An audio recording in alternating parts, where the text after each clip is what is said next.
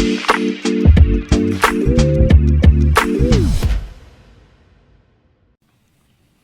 right, hello, and welcome back to another episode of the Chase Thomas Podcast, where I'm still the aforementioned Chase Thomas, coming to you live from Knoxville, Tennessee, Everything School HQ. Haven't said that in a few weeks, but the good folks down there in Athens and in the state of Georgia need to be reminded from time to time, because there was this weirdo point being made. My mom even sent it to me about the number of golfers who were on the tour, who competed, who were past Dawgs. But I mean, look, do you really want to celebrate the defectors to live golf like the Bubba Watsons of the world? Not me, Matt Green down there in Tequila, Georgia.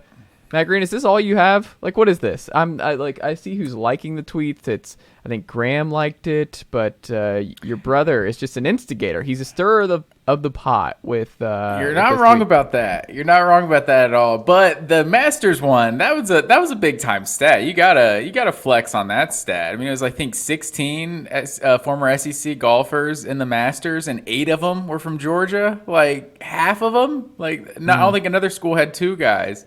So it's really impressive. I don't know if living in Georgia has anything to do with that potentially qualifying, right? It's a national, or it's a international tournament, right?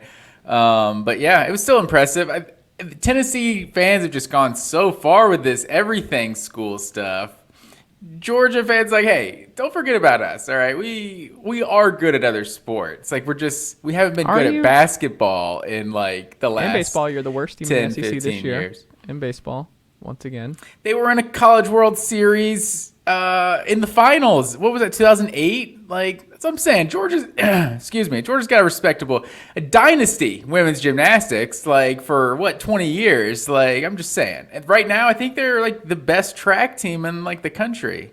Tennessee's I don't know also very good at much track, by the way. I don't know much about track, but I know Georgia's got that white dude, Matthew Bowling, that just is an absolute unicorn out there. I think they won I'm pretty sure I just saw they won something recently. I don't know if it was a team championship or just they were won some relay at the championships. It was something like that. But yeah. You're just having to squint, though. That's the problem.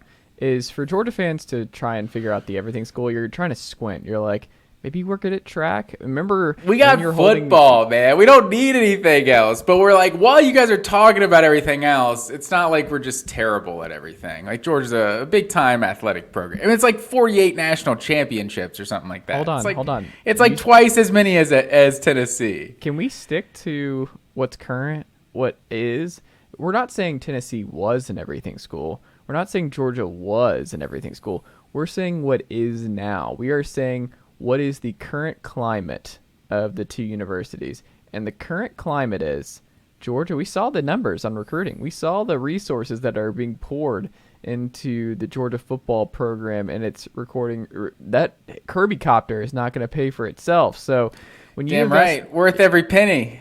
Well, there you go. I mean, that's just where it is. So I don't think Georgia fans should. Now, look, it would bother me. I'm not even kidding. This is not a just tongue-in-cheek type thing. I would still rather be really good at a lot of the big 3 than being exceptionally elite at one of the big 3, even if it's football. And I don't even think this is a popular take in Knoxville. I would assume most Tennessee fans would prefer to be in Georgia's situation by and large. But I want the health. I don't like wishing my life away, Matt Green.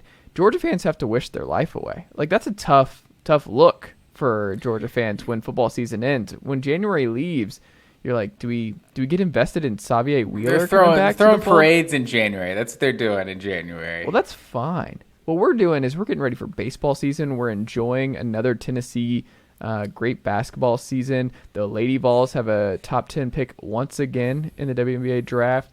You look all across the board, softball's top 25. You look at men's baseball right there at number 11. Even in a down year, they're number 11. I'll take the extra month and a half of enjoying the football season, because a lot of these teams, football season doesn't even get to December. And if you're in the playoff, you're in the national championship, you're playing into January. I'm sorry, who was number 1 at one point this season, Matt Green? Their season ended before December, though. It's they didn't. I mean, they played a bowl game, but it's they played in November, and it's like that was it. And it's like then the season's over. If you're not in the playoff, your season's basically over. Like your coaches are leaving, players are opting out. It's like the season is basically over. Like you're no longer playing with your team, or the opponent is like not 100. Like everyone's in transition essentially, unless you're in the college football playoff for the vast majority of teams. This sounds like some classic just in everything school envy. If I've ever heard it, Matt Green. This is some everything school envy. Well, I mean, it's obviously there's plenty of Georgia fans that are bothered by not having a good basketball program. It's like especially with what Atlanta and like the Metro Atlanta area produces in terms of basketball talent. Like there's no excuse for Georgia to not have a competent basketball program. But I think everyone coming to the A to out recruit. What is it? I want to say Danny White, but Mike White. Damon Stoudemire, his kids played at Lambert and really? Forsyth. Yeah, I think he had 2 kids. That's where my brother went. Oh, is that right? So, and Jerry Stackhouse too. Like his kids went to North Gwinnett. Now he's. I was gonna say, didn't he go to North? Yeah. Yeah. Now he's or his one son, and then he had there was like a Stackhouse like clan kind of thing. It was like 3 kids or something. He was like a legal guardian over or something, and he like brought a whole squad to North Gwinnett. Like it. Interesting. I didn't know that. North Gwinnett had to go through a transition after that. It kind of depleted the program. Like people transferred out after all these guys transferred in, then the coaching change, and then now they're good again. Well, Dominique's son is a star basketball player at Parkview right now. Okay. So yeah, I mean, all kinds of talent in basketball in the state of Georgia. So from that perspective, there are definitely people out there that are Georgia fans that are diehard basketball fans that are frustrated by 3 tournament appearances in the last decade, 15 years or so. So, I mean, it's definitely could be better, but every SEC fan cares the most about college football. Like at the end of the day, college football is it's second to none. And if you're winning back-to-back national championships, there's just absolutely Georgia is the envy of every other athletic program in college football, in college sports right now, honestly. Just winning back-to-back college football. Like college football is clearly no disrespect to college basketball because I enjoy the tournament and I enjoy the Cinderellas. There's all the naysayers out there that are like, oh, it's fun for the Cinderellas, but actually they kind of ruin the tournament. It's like a casual take of like, oh, I want to see different teams. And then when you get different teams, you're like, oh, the ratings are going to be terrible. I don't want to watch that. It's like San Diego State played well throughout the tournament. FAU played great throughout the tournament. Like that's how they got to the Final Four. So I don't care about TV ratings, but you look at the college basketball, like just how big the Final Four really felt compared to college football. And to me, it's night and day. Like I'm not a TV ratings guy, but I think it does tell you a lot about just how much people care about the two sports. Yeah, I think it's just real weirdo, sicko behavior for folks to care about TV ratings. And if your reflex to anything is just like, oh, what a nightmare for CBS to just a Final Four, then you probably aren't a sports fan. You're probably just like, I don't think we're going to get along because that's just not how you should view anything. It's like, oh, CBS is doing fine. Yeah. Why are you worried about They only the made budget? $30 billion this year or something. You don't work for them. It doesn't matter. The only people that should care about ratings are the people that actually work in those buildings. I will say your branding's catching on though, because I had a fantasy draft, had a few buddies over a few weeks ago for our fantasy league, and one of my buddies who listens to the pod is just like everything school HQ. Like he threw it out there when he came over. It was good. We also had Rosati's, and he was like he saw it. He's like, is this the par cooked pizza you've been hyping up on the pod? Yeah. So pulled out all the stops for the fantasy draft. There you go. Your fantasy baseball draft though, right? Yeah. Okay. Man, I don't know. You're just to be able to do this in your 30s and to really commit, because fantasy baseball is a different kind of commitment. Football, it's just like you set your lineups, you do your draft party and get ready, and then by and large, pretty easy commitment to stick to throughout the course of the season. Fantasy baseball, and look, I really enjoyed. I played in one league when I was in high school, and it was a lot of fun because it required you. There was a lot more skill in fantasy baseball than fantasy football. Like you have to be on it, and if everyone is on fantasy baseball, like involved and really, really in on it in your league, it's a lot of fun because there's so much strategy involved if you stick to it, and it's just every day matters in a fantasy baseball season. So it's a bigger commitment, Matt Green. So I respect you for keeping that going. Yes, sir, man. Fantasy baseball, it's the superior fantasy product for sure. I also, not to toot my own horn, won the fantasy basketball championship as well. So really, things with the organization are really clicking right now. You need to break at some point. You can't be going 3 straight. That's true, honestly. Like the championship was like the week of the fantasy baseball draft, and it's just one after the other. But actually, we don't even have a fantasy football league anymore because we actually, like my group of friends, we just weren't as into it as the other two sports. That's so weird. That is the weirdest thing I've ever heard, where it's like fantasy football, that thing that's like the second biggest entity in the United States outside of just actual football. We're out on that one. We're in on fantasy basketball and baseball. It started like freshman, sophomore year of high school, and then, I don't know, it went up to like 2017, 2018. It was like, it had like a 10-year run or so. Wait, so you haven't played fantasy football in like 6 years? I will join people's leagues here and there, but like that I don't really like. If someone needs somebody, but yeah, I'm casual. I'm a very casual NFL fan. I have a fantasy sports take, Matt Green. Oh, what is this? Your friends and listeners probably won't be surprised by this. Just feels like a hater. Something hater coming, but it hit me. It's not a hater. Look, I'm a big proponent of do what you love. Like, don't worry about if people judge or care about. Like, if you're just live and let live. I'm not a big policer of letting people like things that are different than what I like. What I am saying is that I don't like the feeling, like when I go, because I'm not in network in Atlanta anymore, right? Sunday afternoons, I'm going to the bar because I'm not paying, and you saw the new YouTube TV numbers for Sunday Ticket. Bonkers what they're asking. Bonkers. Like, that's never happening. I am never paying $500 for a year. That is an insane number. So what was the exact number? It's like $500 for the full season. For a full season, and that's for every single be able to watch every single game. Yes. Yeah, I think it's like an extra $5 a month for our cable to get the Red Zone. It's like $10 for Red Zone. I'm like, that's all I need is the Red Zone channel. I mean, goodness gracious, it's something bonkers. But anyway, my thing, Matt Green, is I don't like when I'm out watching the Falcons, taking my notes, getting in on that. I'm not a Red Zone guy. I like watching a full game from start to finish. I know what happened. I know how the thing went. I know the rhythms of the game. When you're in Red Zone, you don't really understand the rhythms. You're just seeing the end results in a lot of scenarios. It's hard to keep track of what's happening. You don't feel like you have a great feel for what's going on around you. All that being said, with fantasy, I don't want a feeling where I am watching the Falcons and one of my most important players is on the opposing team and I'm in a close game and I'm like, I need the Falcons to win this football game. When I say I hate the feeling of like, I kind of need Alvin Kamara to do really well here, but not too well, just well enough for me to. That is not good for sports fan brain. It's not good for my just general well-being and how I want to live my NFL Sunday. So I'm not in it. And here's the problem. I think my wife loves it. I think my wife loves fantasy football. Like, she made me do a bracket. It was like she was so in. She's not a sports person, and that's like her in. So she likes doing that.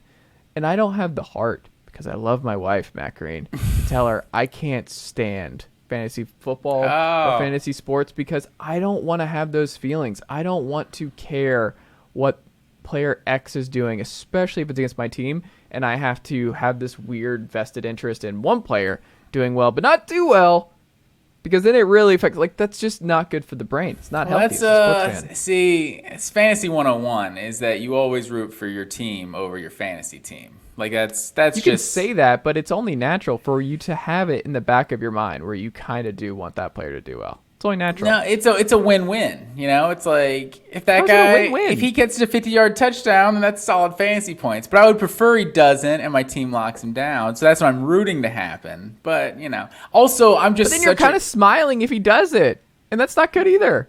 But at the end of the day, you should always root for your team first. Like If you're last doing week, college- like Arenado hits a bomb, but the Braves still get the win. It's like, let's go. That's perfect.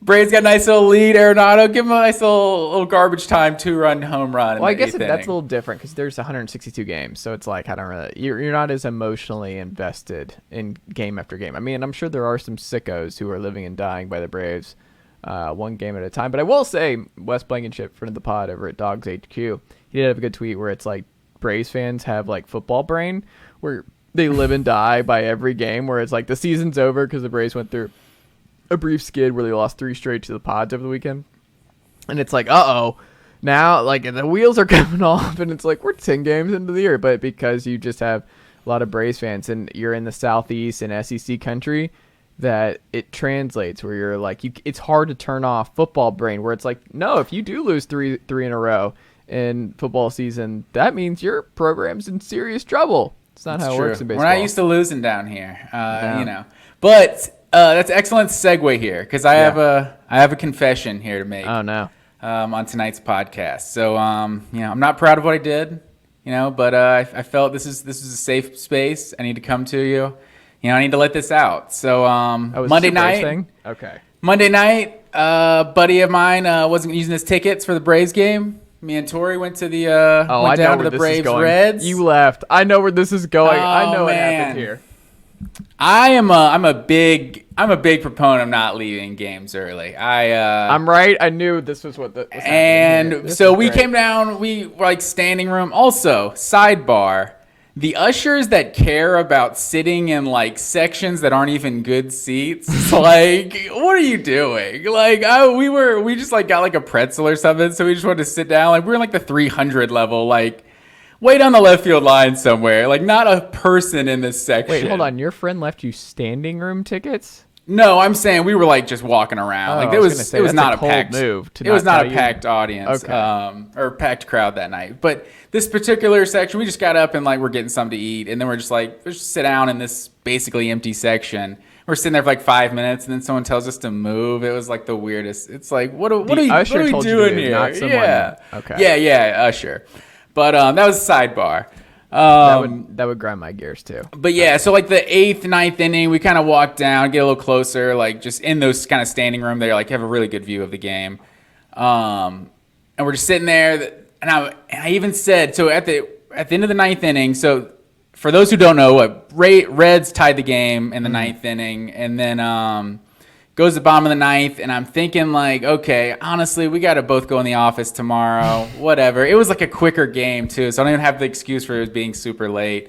But it's like, so I went to the bathroom, and then the Reds take the lead in the top of the 10th, and so I'm like, I feel like if I leave in a tie game, that's like adult priority type things. But if I leave when we're losing, it feels like I'm abandoning my team, but it's like, whatever. It's like you said, game 10 of 162, no big deal. Literally the very first pitch of the bottom of the 10th, like we're walking up the stairs, like walk out of the gates, we hear Sean Murphy get announced, and obviously the runner's already on second, so the tying run is on base in the 10th inning. We're, 50 feet outside the stadium, and you just hear the crowd erupt, the first erupt, and then the second erupt when that ball actually goes out for a walk-off home run. And I was like, I think they just hit a home run. And then the fireworks go off. It's like, pretty sure the Braves just won the game. So, oh, man. The whole, we get in the car and the radio, it's just like, Sean Murphy, the hero of the night. It's just all this whole thing. And all these different stats about, like, how special his home run was, the significance of it and all that. So Tori just wouldn't give me such a hard time today. Because Tori wants it known that it was a 50-50. It wasn't on her. She wants to try to say that it was more on me, the decision to leave, but it was a 50-50 that like, I'll stay if you want to stay, like, we can just go. Like, it's kind of cold, It's like, I don't know. We weren't diehards, and we sat through 8 innings of like not a boring game, but not a lot of offense in that game. And then 10th inning, missed the fireworks, literally. Also, fireworks are just not a thing. I don't know. That was like a whole I just said that I don't police people enjoying things, but I will say there's nothing that makes me I shouldn't say nothing. Something that makes me raise an eyebrow at a person, an adult, is someone who enjoys fireworks. I didn't want to cut you off in your monologue you were doing there a minute ago, but I was like, you are 100% the kind of person that's killing things people are hating or people love to do. Like, are you kidding me? I will say, it's like a running joke in my family with my brother and his wife, because one year, like, oh, do you want to see fireworks? And he's just like, oh, sure. Like, he just like wasn't excited, and so it's like Buck hates fireworks, and it's just like a whole joke. But he has good taste. See, Buck, I've always said Buck's the best screen. Like, I've always said that Buck. I don't hear from Buck. I don't know who Buck is. True. He's on the outskirts. Jake's over here just tagging me and stuff to grind my gears on a random Wednesday morning. No, Buck was actually the 2022 fantasy baseball champion. So, he's I had to present the trophy to him and everything. Is his legal name Buck? No, William.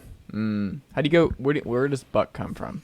My dad's dad went by Buck. It was also William. But yeah, no one's ever named actual Buck. It's like it's not a common one, but people go by Buck. Never knew what it was.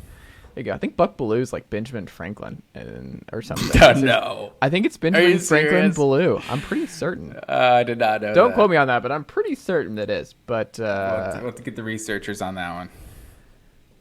Well, Matt Green, we've talked kind of on the outskirts of Tennessee, Georgia here. You and I were texting back and forth over the past week, and something's come up.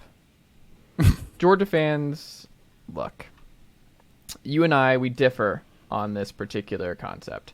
And for Georgia fans, maybe they're wondering, like, hey, what's going on with the NFL draft? Why is Hendon Hooker look like he's going to go number one? Why does Mike Tannenbaum have Hendon Hooker as the best quarterback as a whole in this draft? Why does it seem like it's almost a foregone conclusion that Hendon Hooker in Tennessee is just, they're going to have Darnell Wright maybe in the top 10. Mel Kiper Jr. had Darnell Wright, top 10 pick.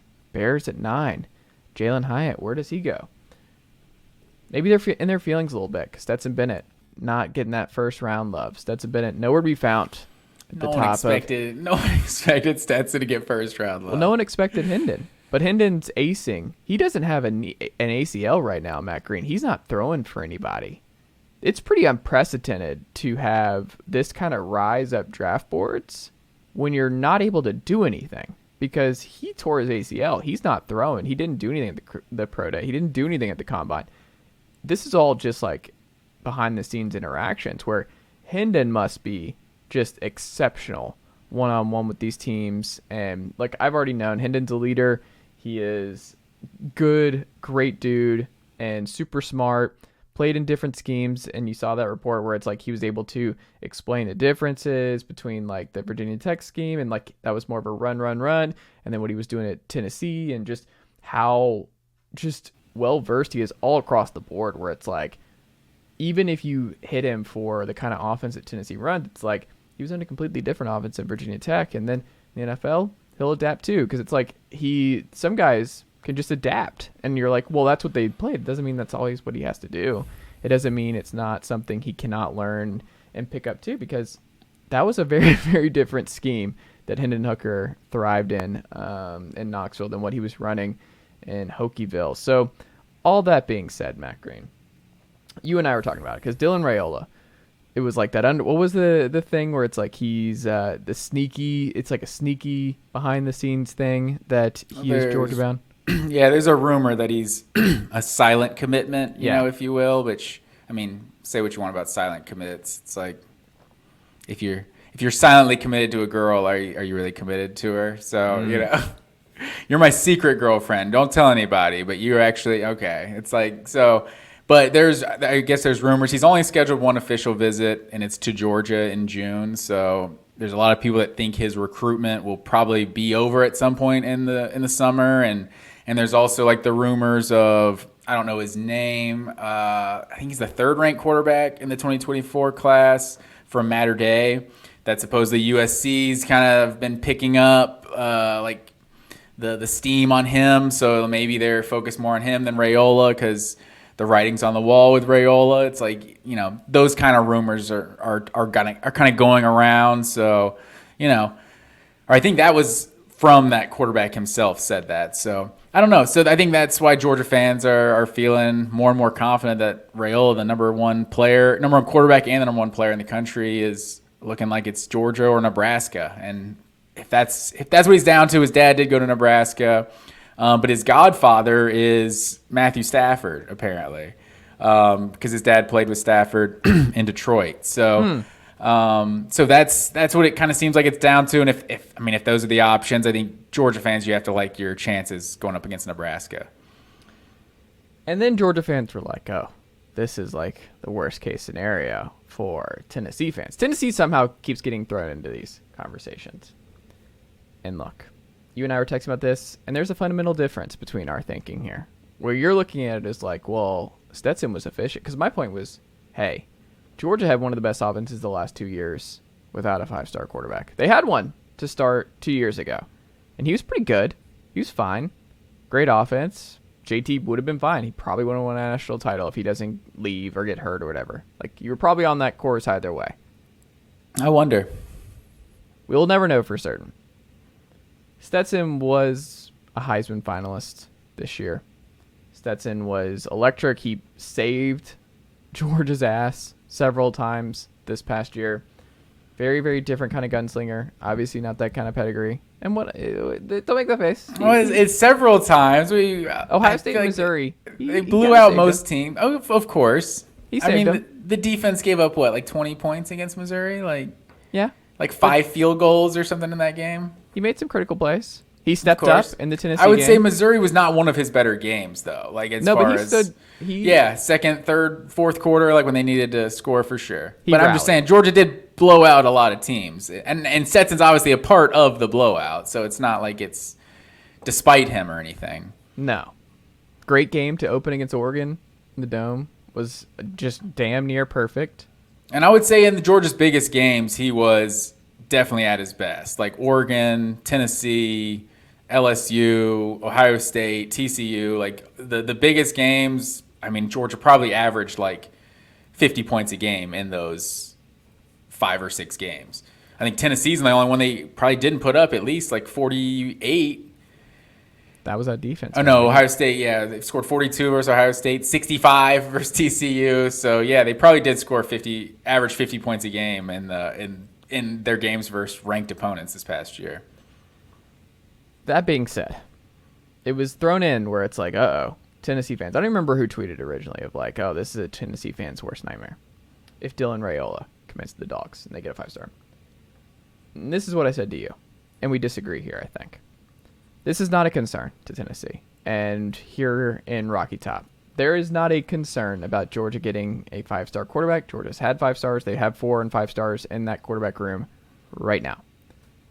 They had elite quarterback play this past year. They had an elite offensive coordinator calling plays. It didn't really matter who was going to be at quarterback if you had Todd Monk in there. It might not matter with Mike Bobo, who is at quarterback, where Georgia's going to have a top 10, top 15 type offense. It's hard to be more balanced and better than what Georgia's been.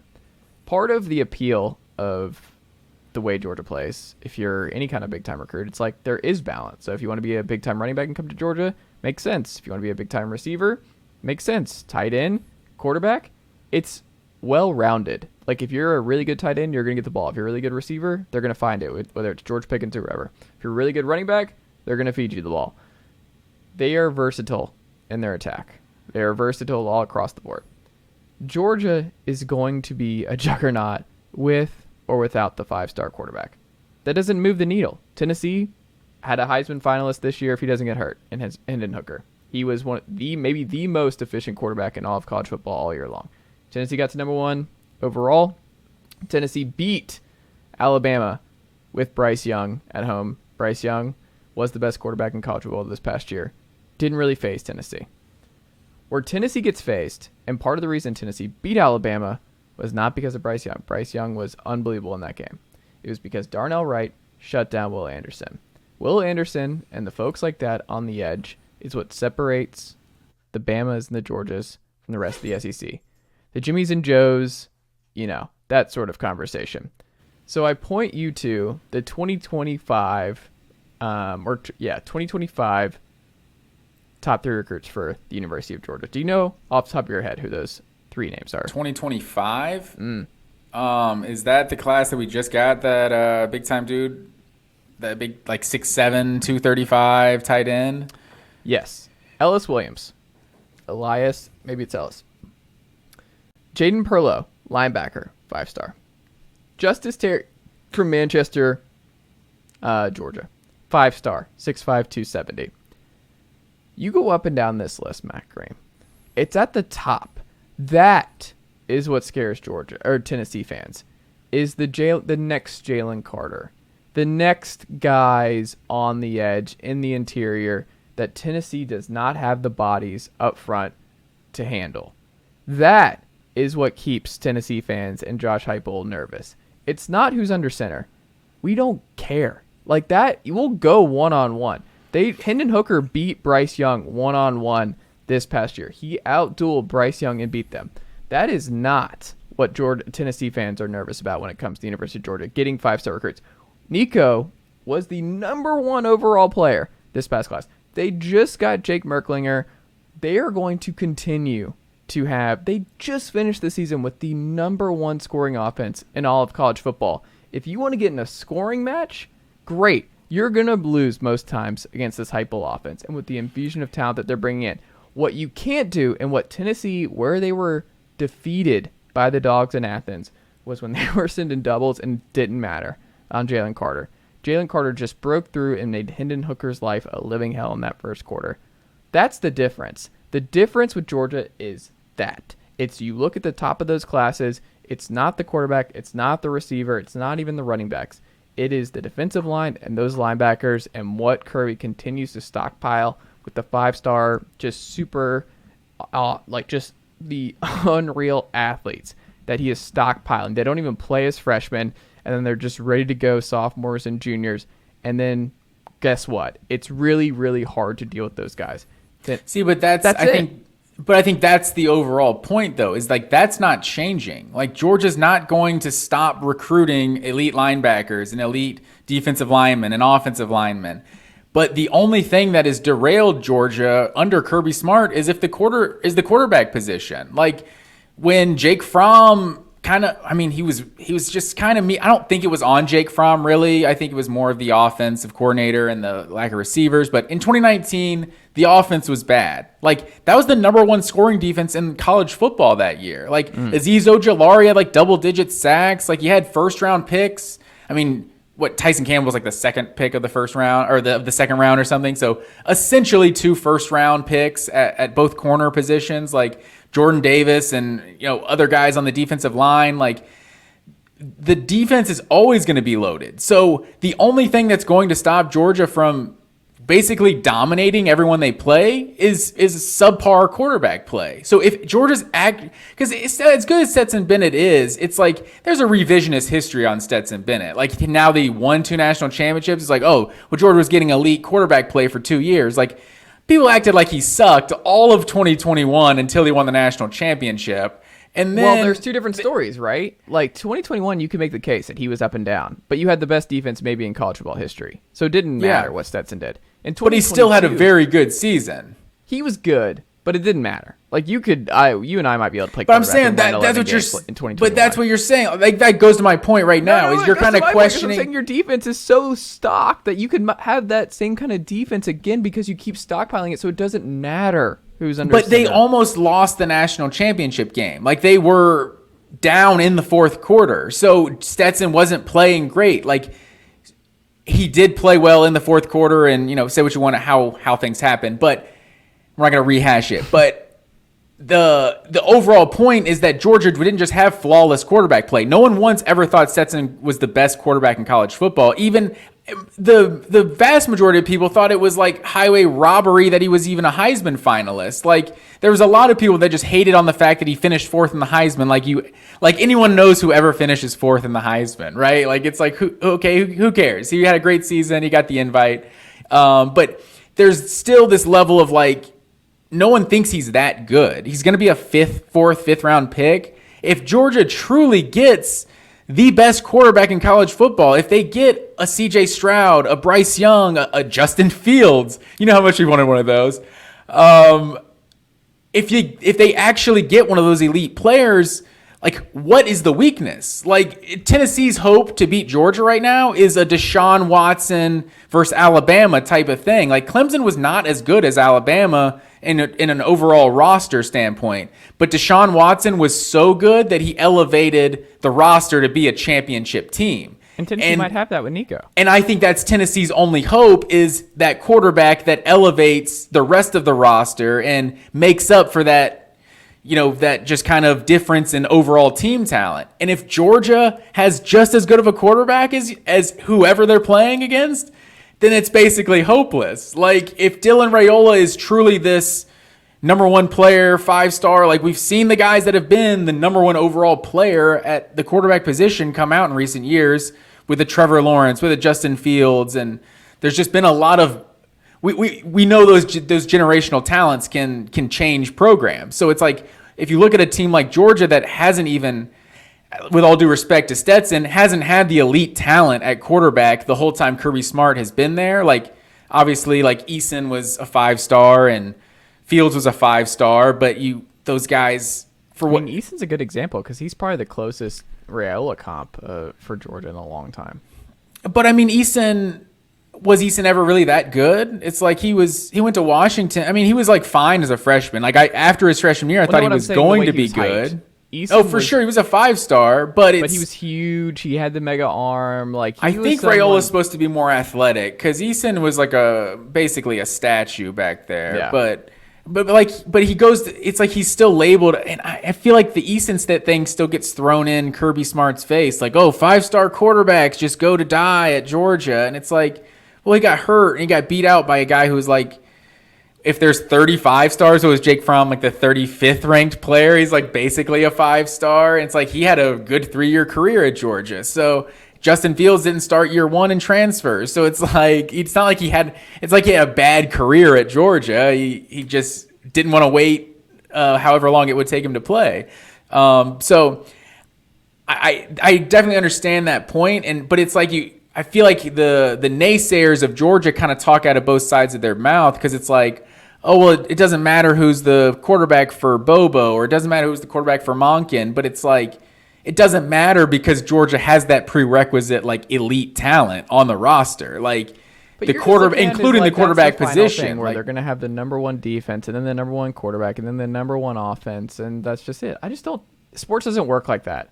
There will be an issue. There will be something that comes up. It might just be Mike Bobo is a huge downgrade from Todd Monken. It could be Georgia gets picked off more on the. What do you mean sports don't work? I mean, what has Alabama been for the last decade? There have been issues. It's not like they've been perfect year over year. There have been teams, like you said, the Clemsons of the world, the LSUs. There are teams that pop in and out. Florida's come close. A&M of course, but I mean, if you look at Georgia, they lost the SEC championship in 2021, right? Yeah. So it's like, it's not like they had zero adversity. Like, Michigan was favored going into that Orange Bowl. Like, most people thought Michigan was going to win that game. Michigan favored? I feel like everyone was picking favor. I guess I don't know what the Vegas line was, but I think Georgia was favored. I feel like all of the experts, I feel like, were picking Michigan. I feel like Nolan Smith over here. They thought we were going to go 5-7. All right, I do like that he admitted. He was like, "Well, what? Yeah, no one said that." Like, I love that Nolan actually did come out and say, "Yeah, of course not." Like, no one saw that. You have to get fired up in some way.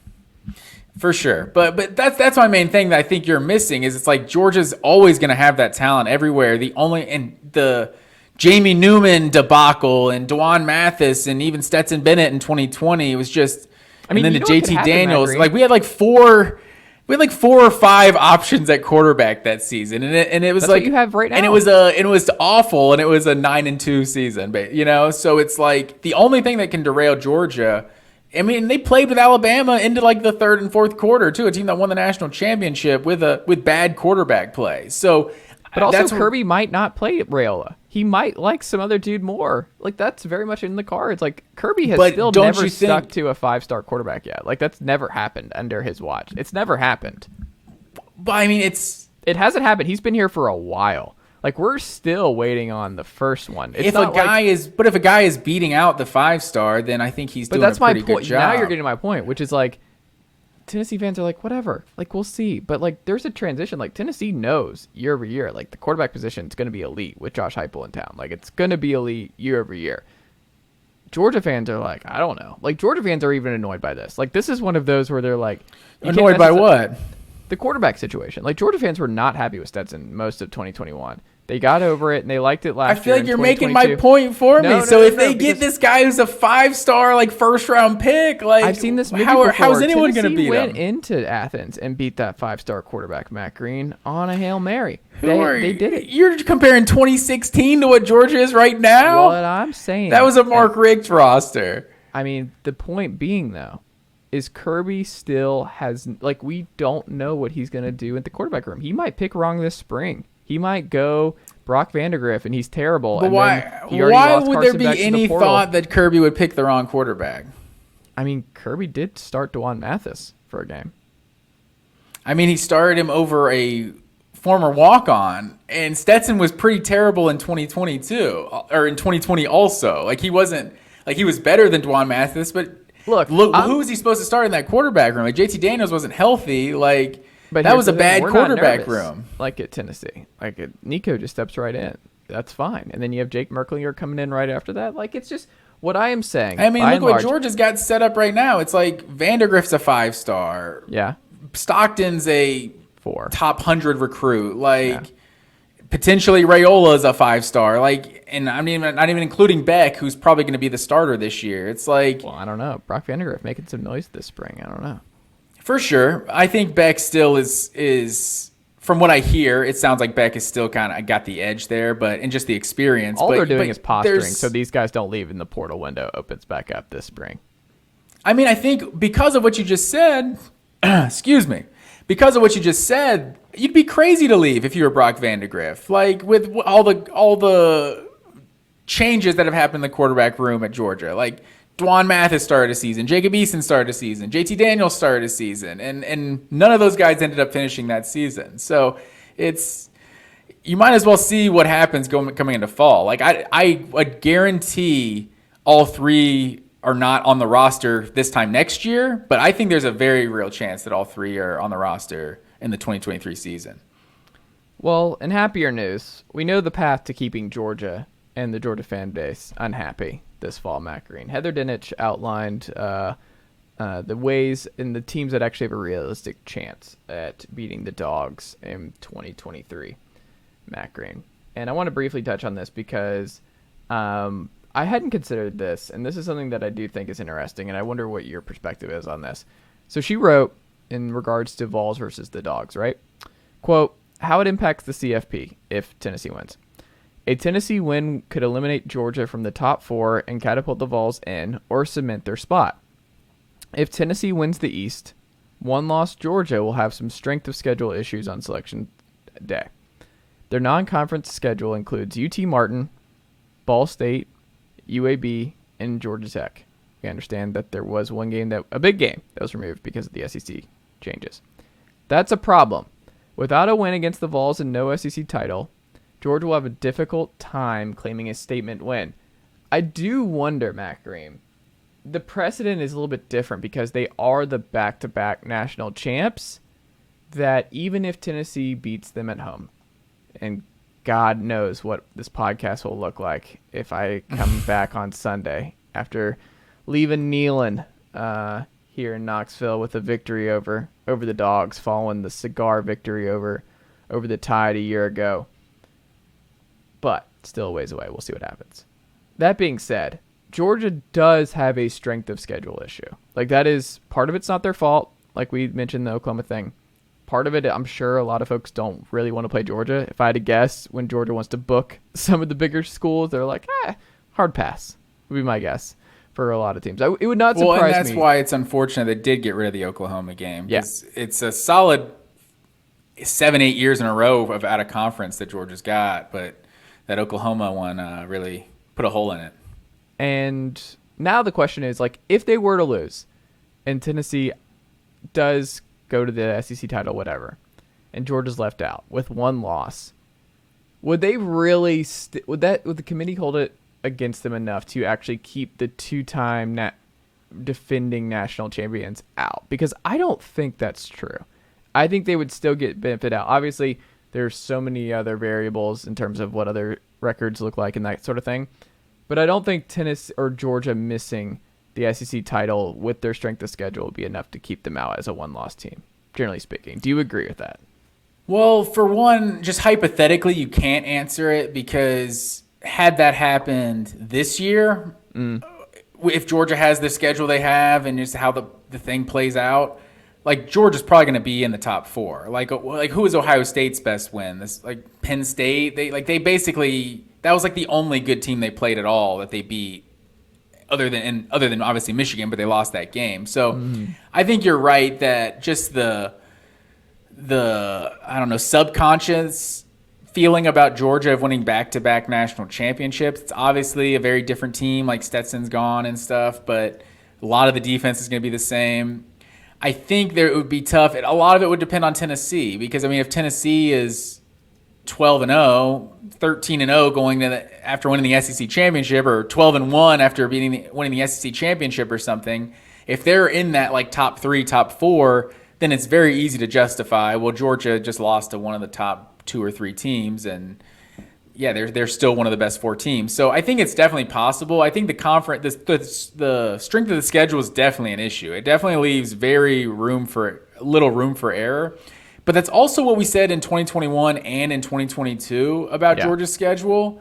And it's like, before the season, there was no one on Georgia's 2021 schedule, and after the Clemson game, it was like, if they beat Clemson, they're going to go undefeated. And Arkansas ends up starting like 6-0, and that's college game day, and that's a huge atmosphere in Athens. And then Kentucky starts like 7-0 or 8-1 or something like that, and that's a college game day and a big time atmosphere in Athens. So it's like, and then last year, Tennessee is the number 1 team in the country coming to Athens, like the biggest game maybe in the history of Sanford Stadium. So we all kind of pretend to know what teams are going to be and what their schedule is going to be year in and year out. It's like Ole Miss was fraudulent this year. Like they could be 8-1 coming playing Georgia next year, and Florida's in year 2 of Billy Napier. Like they could see a huge jump, and Auburn with Hugh Freeze. It's like there's just so many teams. There's so many things that are going to happen that we don't know.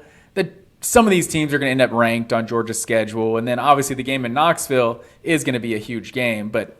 Yeah, I mean, if you lose that, there's likely not going to be a lot of good data points on your schedule, but it'll be 11-1 versus, what are you comparing in the rest of college football at the end of the day? It's like, is there a one-loss Big 12 champion? Is there a one or two loss Pac-12 champion? Like, if there's a bunch of undefeated teams and one-loss conference champions, then yeah, a loss to Tennessee, that could be enough to keep Georgia out of the top 4.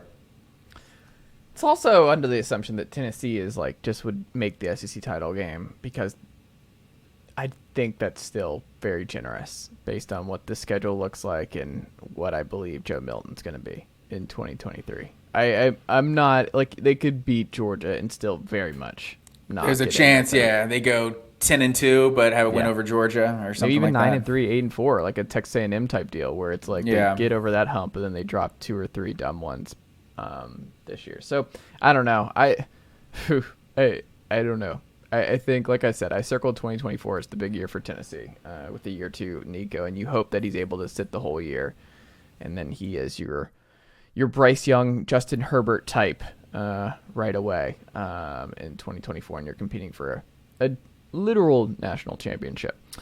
Right now, I don't know what you were about to say, but the last thing I'll say, do you feel like there's any similarities with Heupel and the Dan Mullen era of Florida?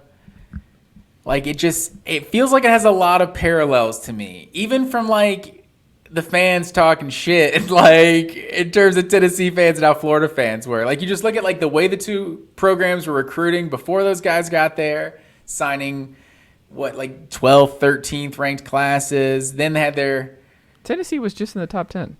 And they're going to I'm saying before Heupel, like the roster that Heupel essentially inherited. Like it's like get, those mid-teen type of classes, and then he takes over for like top 20 or so class, and then Dan Mullen signed like 2 ninth ranked classes after like his first 2 full classes. Like, that's a little bit ahead of where Heupel is. Like, the portal is also a little bit bigger, so Tennessee's doing things in the portal as well. But I don't know. There's something, and meanwhile, Georgia's just up here at the first, second, third ranked recruiting class in the country each of those years. Like, they're in terms of if it is just like Dan Mullen, I think it was year 3, 18, 19, 20. It was year 3 that Dan Mullen got through and beat Kirby, but it didn't really amount to anything else. He's going to end up getting fired year 4. So I don't know. Just kind of the way the programs are built, I see some similarities there. I don't know. I think there are some. I mean, I think one of the differences too. I would say that Florida is it. Like, we've talked about Florida and just like what the program is when it's not Spurrier and Urban Meyer. But I think Dan Mullen, and especially when you listen to him talk, and he's clearly like just a super, super bright football mind and seems like a fun dude and won a lot of games at Mississippi State.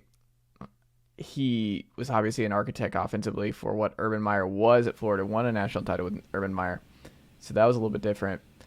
But I do think Heupel and where one of the big difference between me and Mullen and Heupel, I think, is bigger than Heupel and Mullen. So I think the buy-in at the top at UT with Danny White and the AD and the boosters and the volunteer club and Spire Sports and just NIL as a whole is different than the buy-in at Florida. You just saw what happened with what's the kid's name who's not at Arizona State? The 5-star, Jaden Rashada. Rashada, yeah. That debacle. The buy-in at Florida and just their weirdness with their collective and the weirdness with committing to just football at Florida just doesn't seem the same. Where Tennessee, part of why I'm less worried about Heupel and recruiting and that sort of thing is the buy-in's pretty strong at the top. And from a monetary perspective, you're probably right, but I don't even need to go that far. I think from just a psychological perspective, like, I feel like there's a different standard at Florida, and it's like kind of how Texas is. It's like almost become like toxic, and it's like they don't give their guy enough time. Like, they just expect to be good immediately. And the biggest difference is, if Heupel just turns out to not be like, for lack of a better term, a douchebag that nobody likes, like, then he'll probably do okay. That seemed to be Mullen's biggest problem, was that just nobody actually liked him. So he didn't have a long leash because he just wasn't a likable person. But I like Dan Mullen. But I think the fan base is different. And Tennessee is like, they're kind of terrified of where their program has been the last decade plus. And like, they're kind of like, just, okay, this guy's got us on the right track. He's the guy. We're all in. It's not like, Dan Mullen, year 1, that's good. Did you beat Georgia? Year 2? Oh, that's good. Did you beat Georgia? And it's like, year 3? Did you win the SEC, win national championship? All right. For year 4, you're out of here. So I don't know. It's I don't think that's how Tennessee fans are looking at this. Like, he's got a lot of cachet at this point, and they overachieved last year. Look, it can change year to year. I just don't see a path where this offense falls off a cliff, and I think even Florida fans, like I said at the time, where I'm like, yeah, it's ending really bad down the stretch here for Mullen, but like, Mullen's still a really, really good coach. He beat Kirby already a year ago. That you were right at the precipice of a college football playoff in 2020. Mm-hmm. You had the superstars. He knew how to get the ball to his superstars and Kyle Pitts and company. He was able to win a lot of football games with Kyle Trask, who was he didn't start a high school game, and just what that was because Felipe Franks wasn't the guy, the 5-star there. So you go to Trask, and that was kind of a, hey, let's see what happens here. The guy can win with just about anybody. I think he's shown a lot more than Napier. Like, Napier's recruiting better, but like, Mullen won a lot of games, and I thought at the time where I'm like, I don't know. Like, Mullen won at Mississippi State. He got you to number 1 at Miss State, the Duke coach. And I think when people talk about his recruiting, I'm like, it's a little overblown. Like, yeah, he wasn't doing Urban Meyer classes, but he was still 11th ninth, eighth, whatever. But I think that showed like that's not good enough to win in the SEC. Like Mark Richt was doing better than that. Mark Richt was doing better than that. But Mark and Richt consistently wasn't the offensive brilliance that Dan Mullen is. Like, you can make the case Dan Mullen's the smartest offensive mind before. Like, I mean, yeah, but Mark Richt's a way better coach than Dan Mullen. Like, I disagree with that. I don't think Mark Richt could have won like that at Mississippi State. I think Dan Mullen doesn't get enough credit. Mark Richt averaged 10 wins for 15 years. Like, won the SEC twice. Like, this man was at Florida. Like, it was not like he's at a nothing school. And it's like his Mississippi State years, like, while he was good, like, there's a lot of up and down there, too. Like, the 2014 year gets – and this isn't all be about Dan Mullen. He went 10-3 in 2014. Yeah, I mean, that's the year that they were ranked number 1. That next year. But there's a 6-7 in there. Like, there's missing bowl games in there. It's like – it's not like they were just, like, great every year. Well, also, let's throw out – yeah, they were good a few times. 2020, he was first in the East. 2019, second. 2018 second, won 11 and 10 games. So 21 games total is the first 2 years. The 8-4 is kind of miscued. If you remember that, you had to watch the 2020 season for Mullen to like understand how that. He had one bad year in 4 years, and it was a 5-6. And I understand it went bad down the stretch. I don't know. I'll go to bat for Mullen. I think he's good. I think they overreacted. I mean, that's possible, but I think there's intangible things that differentiate what's going on at Florida and what happened at Florida and what's currently going on at Tennessee. But I think there is some similarities in terms of like if you're truly gonna knock off the Georgias, the Bamas consistently, like you do have to recruit into the top 5. You have to get some of those like elite. Like you saw A&M, obviously they just missed a bowl game after having signing number 1 class. That's not the only thing. But they did just beat Alabama a year before, and they've been consistently been recruiting in that top 6 or 7, like getting those elite classes. So I think Tennessee, Heupel, and that's what was always strange about Dan Mullen was because he did have the immediate success on the field, and it never really improved the recruiting. So if Heupel is able to, turn the 10-win or 11-2 last year, turn that into the 9th ranked class, then maybe 7th, then the 5th. If they're able to actually work their way up. Is my guess. I think they somewhere. It depends on the Ryan Wingo, Mike Matthews. And I'm just saying, as someone who lived through the Mark Richt era, of 7th ranked class in the country sounds really good until you check the list and you're like, oh, that's the 4th ranked class in the SEC. That's the 9th ranked class, like the 6th ranked class in the SEC. Like Florida should be recruiting better than Tennessee. Georgia should be recruiting better than Tennessee. Alabama should be recruiting better than Tennessee. That's real. There is no excuse for any of those 3 schools to never be ahead of Tennessee in recruiting. The talent's better. The area's better. They should always win. Mark Richt underachieved in the recruiting front. You see what Kirby said. Look at just the best players. Tennessee, the majority of their classes year over year are from the state of Georgia.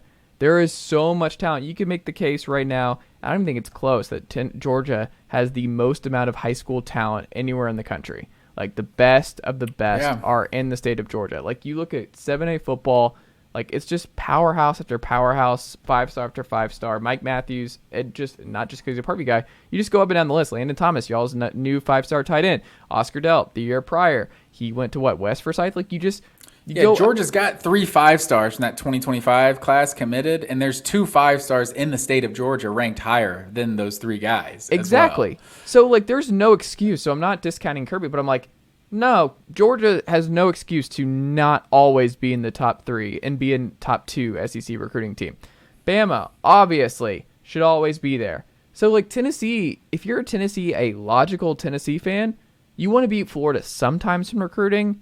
But, if you're number 4 in the SEC most years, that's still a good place to live. Guess who's coming in the conference? Texas and Oklahoma. Texas is going to beat Tennessee in recruiting more years than not. So you're going to go down a little bit more. LSU is going to have years where they beat you. That's what I'm saying. But that's reality. That's just, what are you going to do about that? But if you're not going to consistently sign better than the 5th or 6th best class in the SEC, you're never going to win the SEC. I disagree. I don't think Auburn's it's possible.